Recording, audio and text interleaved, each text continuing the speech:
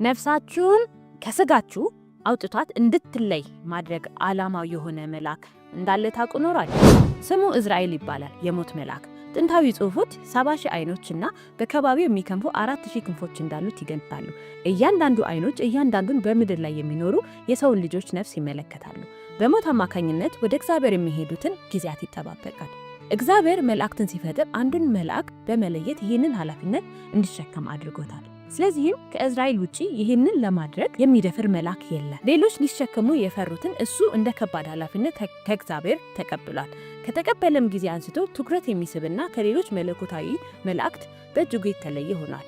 እዝራኤል ለእያንዳንዱ የሚወስዳቸው ንጹሕ ነፍሳት ያለቅሳል። ምድርን ለቀው ስለመጡ በሞታቸው እያለቀሰ ይይዛቸዋል። ዲያብሎስ አይደለም፣ ነገር ግን አንደኛው ታማኝ የሆነ የእግዚአብሔር ታዛዥ ነው። ከፍተኛና ዋነኛ የሆነውን ዓላማ ያሳካል። ሞትና ሕይወት በእግዚአብሔር እጅ ብቻ ላይ እንደሆነ ካመናችሁ እንግዲያውስ ኮሜንት ላይ አሜን ብላችሁ ጻፉ።